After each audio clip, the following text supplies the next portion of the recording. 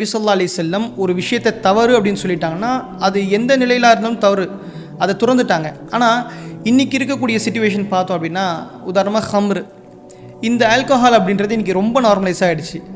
இதை பற்றி இஸ்லாம் என்ன நம்மளுக்கு வலியுறுத்துது? அதாவது மது அப்படிங்கிறது ஹம்ர் அப்படின்னா மஹாமரல் அக்கல் அப்படின்னு சொல்லுவாங்க. மூளையை மயக்கடிக்கக்கூடிய ஒன்று தான் மது. மதுங்கிற ஸல்லல்லாஹு அலைஹி வஸல்லம் காலத்தில் ஒயின்னு இன்னைக்கு சொல்லக்கூடிய பேர்கள்லாம் ஸல்லல்லாஹு அலைஹி வஸல்லமுடைய காலத்தில் இல்லை. மது தான் இருந்துச்சு, போதை தரக்கூடிய ஒன்று. இப்போ மூளையை மயங்கடிக்கக்கூடிய எதுவை ஒரு மனிதன் அருந்தினாலும், எதை பயன்படுத்தினாலும், அது வந்து லிக்யூட் வாயிலாக இருந்தாலும் சரி, இன்ஜெக்ஷன் வாயிலாக இருந்தாலும் சரி, இன்றைக்கி ட்ரக்ஸ்லாம் வேறு வேறு வகையில் ஒவ்வொரு வித்தியாசமான ஒரு உருவத்தில் வந்துடுச்சு. ஸல்லல்லாஹு அலைஹி வஸல்லம் அதான் சொன்னாங்க, பின்னாடி காலத்தில் மதுவை மக்கள் ஹலாலாக்கி கொள்வாங்க, அனுமதிச்சு கொள்வாங்க. யுஸம்மூனஹா பிகைரி இஸ்மிஹா, சுப்ஹானல்லாஹ், வேறொரு பெயர் அதுக்கு பயன்படுத்தி அதை வந்து அனுமதி அளிச்சுப்பாங்கன்னாங்க. ஏன் மதுவை வந்து இஸ்லாம் அவ்வளவு கோபமாக, அவ்வளவு சாபமாக அளிக்கக்கூடிய விஷயமா? அது வந்து ஷைத்தானுடைய செயல். ஃபஜ்தனிபூ, அதை விட்டு விலகி கொள்ளுங்கள். இன்னமல் ஹம்ரு வல் மைசிர் வல் அன்சாப் வல் அஸ்லாம் ரிஜ்சும் மின் அமலி ஷைத்தான், ஷைத்தானுடைய செயல்களில் ஒன்று. ஃபஜ்தனிபூ, அதை விட்டு விலகி கொள்ளுங்கள். லஅல்லக்கும் துஃப்லிஹூன், நீங்கள் வெற்றி அடையணும்னா சொல்லி குர்ஆன் சொல்லுது.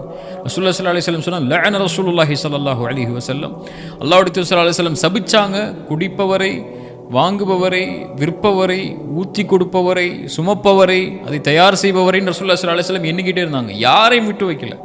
இந்த சுவடு யாருடைய வாழ்க்கையில் இருந்தாலும், யார் இதுக்கு உதவி செஞ்சாலும் அவங்க ஒட்டுமொத்தமாக அல்லாஹ்வுடைய தூதருடைய சாபத்துக்கு உண்டானவங்கன்னு ரசூலுல்லாஹி ஸல்லல்லாஹு அலைஹி வஸல்லம் சொன்னாங்க.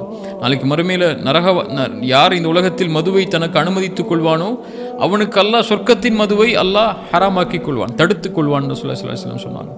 3 முறை ஒரு மனிதனுக்கு வாய்ப்பு கொடுக்கப்பட்ட பிறகும் மதுவை மீண்டும் மீண்டும் அவன் அருந்தி 3 முறை பாவ மன்னிப்பு கேட்டதற்கு பிறகும் மதுவை அருந்தினால் அல்லாஹ் நரகவாதிகளுடைய ஷீலை அவனுக்கு கொடுப்பதற்கு அல்லாஹ் தன் மீது கடமையாக்கி கொள்கிறான் ரசூலுல்லாஹி ஸல்லல்லாஹு அலைஹி வஸல்லம் சொன்னாங்க.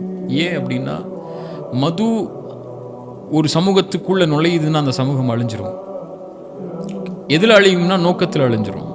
அந்த சமூகத்துக்கு ஒரு நோக்கம், ஒரு குறிக்கோள், ஒரு லட்சியம், ஒரு நீதிக்காக, ஒரு அநீதத்துக்கு எதிராக போராடக்கூடிய எந்த குணமும் அவனுடைய உள்ளத்தில் இருக்காது.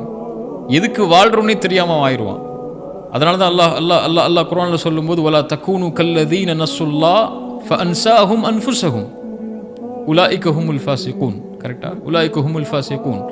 நீங்கள் அல்லாஹ்வை மறந்தவர்கள் ஆயிட்டீங்கன்னா உங்களையே நீங்கள் மறந்துடுவீங்கிறான். இப்போ அல்லாஹ்வுடைய கட்டளையில் அல்லாஹ் தடுத்த இந்த விஷயத்தை எவன் ஒருவன் செய்ய ஆரம்பிக்கிறானோ, எந்த ஒரு சமூகம் செய்ய ஆரம்பிக்குதோ அந்த சமூகம் தன்னையே மறந்துடும். உலாயிக ஹுமுல் ஃபாஸிகூன், அவங்க தான் பாவிகள் அல்லாஹ் ரப்புல் ஆலமீன் சொல்கிறான்.